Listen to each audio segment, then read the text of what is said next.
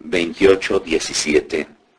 Valor de la voluntad humana cuando entra en la divina. Temores por causa de juicio de personas competentes. Respuesta de Jesús y sus enseñanzas. Mi pequeña inteligencia siente la extrema necesidad del querer divino, porque solo Él es mi apoyo, mi fuerza y mi vida. Oh voluntad divina, no me abandones. Y si yo, ingrata, no he sabido seguir tu vuelo, tu luz, ay, perdóname. Y reforzando mi debilidad, absorbe en ti el pequeño átomo de mi existencia y viva perdida en ti, para vivir solo y siempre de tu voluntad suprema. Pero mientras mi mente se perdía en el fiat divino, mi dulce Jesús, haciendo su pequeña visita a mi alma, me ha dicho: hija mía, ánimo, estoy yo contigo, ¿de qué temes? Si conocieras la belleza y el valor que adquiere la voluntad humana cuando entra y hace continua morada en el fiat divino, no perderías un instante de vivir en él. Tú debes saber que en cuanto la voluntad humana entra en la divina, nuestra luz la inviste y la embellece de una rara belleza. El alma queda tan ensimismada que no se siente extraña con su Creador, más bien siente que ella es toda del Ser Supremo y el Ser Divino es todo suyo, y con libertad de hija, sin temor y con confianza raptora, se eleva en la unidad de la voluntad de su Creador, y en esta unidad el átomo de la voluntad humana emite su te amo, y mientras forma su acto de amor, todo el amor divino corre, circunda, abraza y se cambia en el te amo de la criatura, y lo hace tan grande, cuán grande es nuestro amor, y nosotros sentimos en el pequeño te amo de la criatura las fibras, la vida de nuestro amor, y nosotros le damos el valor de nuestro amor, y sentimos en el pequeño te amo la felicidad de nuestro amor.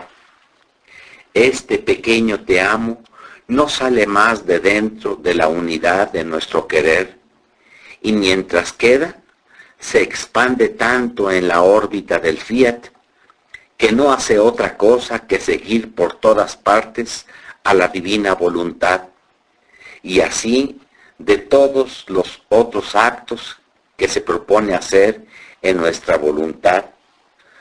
Tú debes pensar que una voluntad creadora entra en el acto de la criatura, y por eso debe hacer actos dignos, cuales sabe hacer y convienen a una divina voluntad. Por eso me sentía oprimida más que nunca. Mi pobre mente estaba entristecida por pensamientos que me aplastaban y me quitaban la bella tranquilidad del día de la paz, gozada siempre por mí, y que Jesús mismo tanto estimaba y era celoso de mi paz, y no permitía que ninguna cosa me turbara.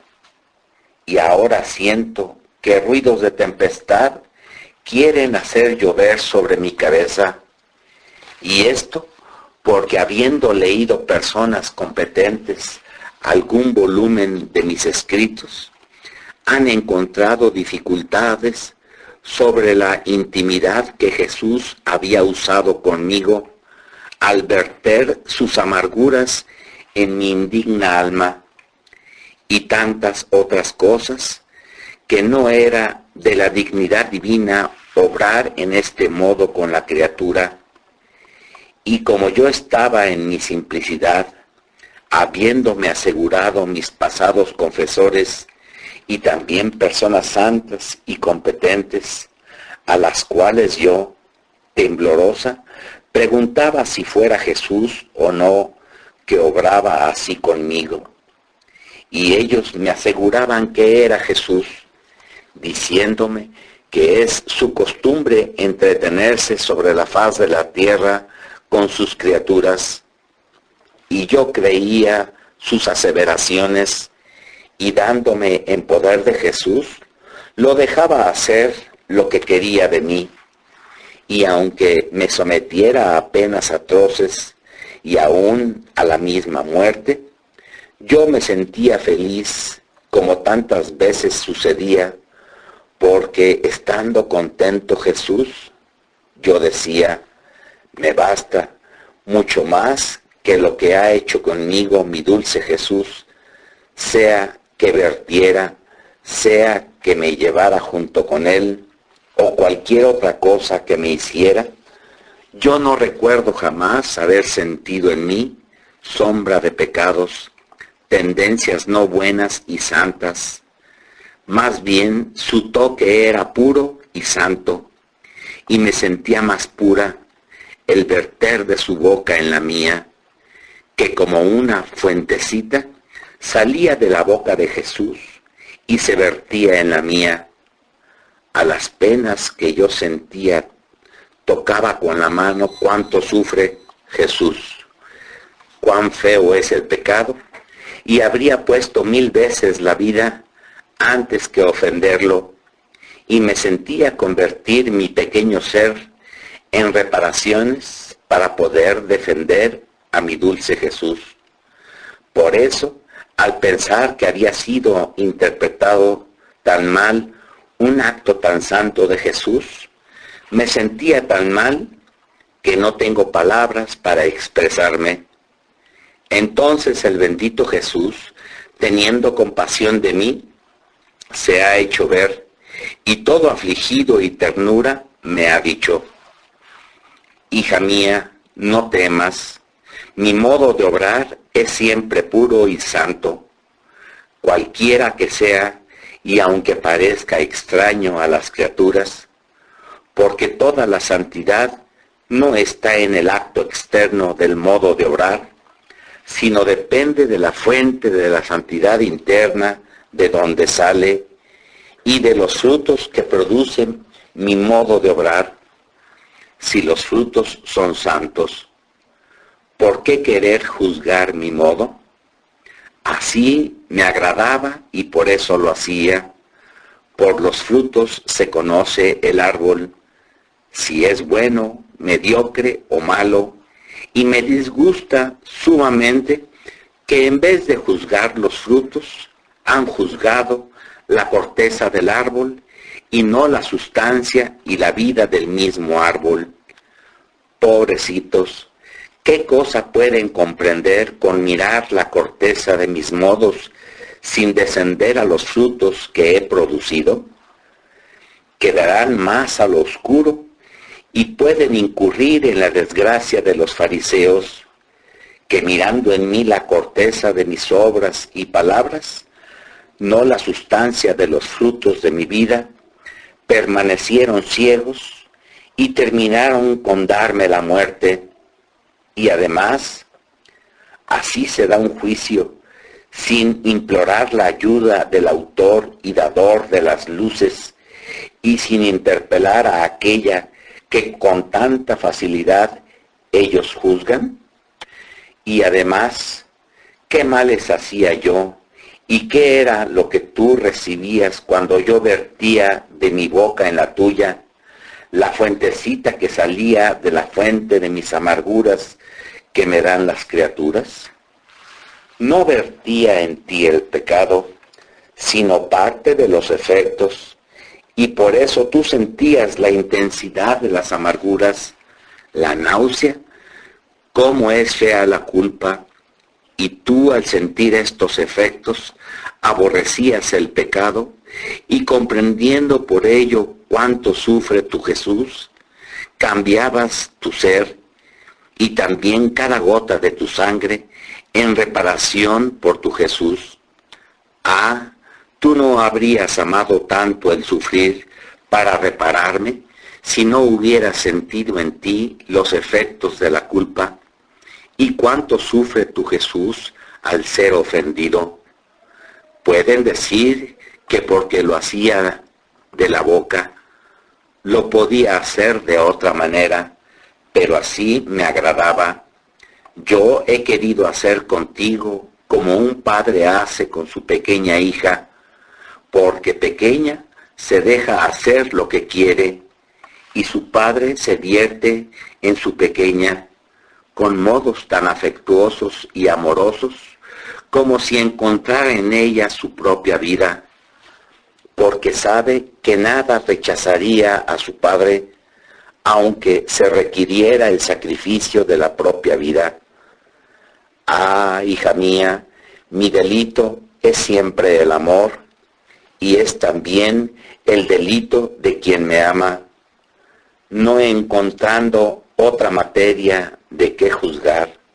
Juzgan mi demasiado amor y aquel de mis hijos, que tal vez han puesto la vida por ellos mismos, y además ahora pueden juzgar como quieran, pero ¿cuál no será su confusión cuando vengan ante mí y conozcan con claridad que he sido propiamente yo aquel que he obrado en ese modo condenado por ellos, y que su juicio me ha impedido una gran gloria mía y un gran bien en medio de las criaturas, cuál es el conocer con más claridad qué significa hacer mi divina voluntad y hacerla reinar?